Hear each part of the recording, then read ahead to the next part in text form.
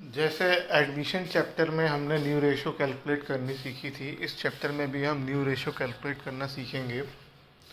एक यहाँ पर रेशो होगी ओल्ड रेशो जो पहले पार्टनर्स के बीच थी। अब यहाँ पर पार्टनर्स कम हो जाएंगे क्योंकि कोई पार्टनर या तो उसकी डेथ हो जाएगी या रिटायरमेंट हो जाएगा। तो यहाँ पर क्योंकि पार्टनर्स कम हो गए हैं तो जो अब रेशो होगी वो कम पार्टनर्स के बीच होगी। एडमिशन में एक पार्टनर बढ़ जाता था, तो उसके बाद जो रेशो आएगी वो होगी न्यू रेशो।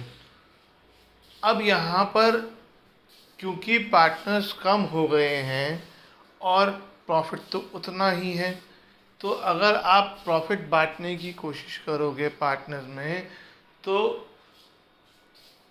ये पॉसिबिलिटी है कि पॉसिबिलिटी क्या है, ऐसा होगा ही कि कुछ पार्टनर्स का प्रॉफिट जो है वो बढ़ जाएगा।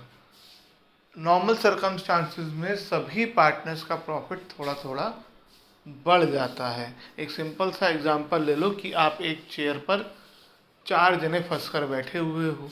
अब एक चला गया उठ के, तो बाकी तीनों थोड़ा थोड़ा उसके ऐसे एडजस्ट करेंगे कि तीनों उस पर बैठने में कंफर्टेबल हो जाएं, तो तीनों को थोड़ा थोड़ा फ़ायदा हो जाएगा। रिटायरमेंट एडमिशन में आपको ध्यान होगा हर एक को नुकसान होता था, तो उसमें हम कहते थे सेक्रीफाइस किया। यहाँ पे हर एक को फ़ायदा होगा, यहाँ पर वो गेन करेंगे। यहाँ पे जो टर्म यूज़ होगा वो यूज़ होगा गेन। तो जिस रेशो में पार्टनर्स गेन करेंगे वो गेनिंग रेशो कहलाएगी।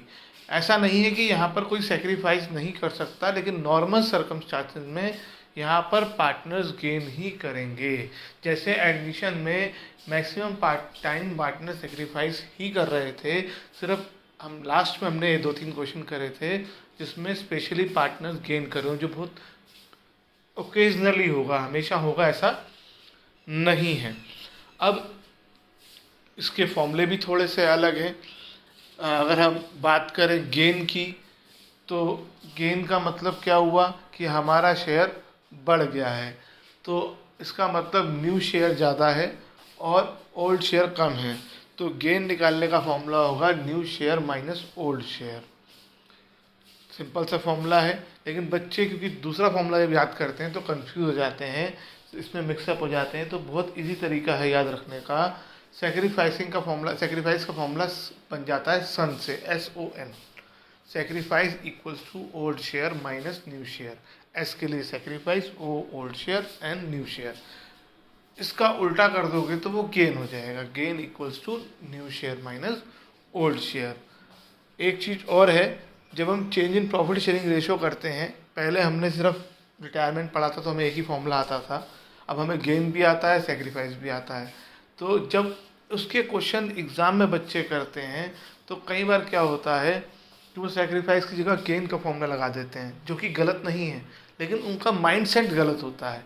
जब आप गेन का फॉर्मूला लगाओगे तो जो प्लस में आएगा वो गेन होगा और जो माइनस में आएगा वो सेक्रीफाइस होगा। अगर आप सेक्रीफाइस का फॉर्मूला लगाओगे तो जो प्लस में आएगा वो सेक्रीफाइस होगा, जो माइनस में आएगा वो गेन होगा। अब नेक्स्ट एक फॉर्मूला और यूज़ होता है, जैसे वहाँ यूज़ होता है न्यू शेयर के लिए। यहाँ पे न्यू शेयर पहले से बढ़ जाता है, वहाँ हम यूज़ करते थे new share equal to old share minus sacrifice. तो यह फॉर्मूला होता है new share equal to old share plus gain. इन फॉर्मूलों की मदद से हम रेशोज़ कैलकुलेट करते हैं, जो इसके बाद के क्वेश्चंस हैं।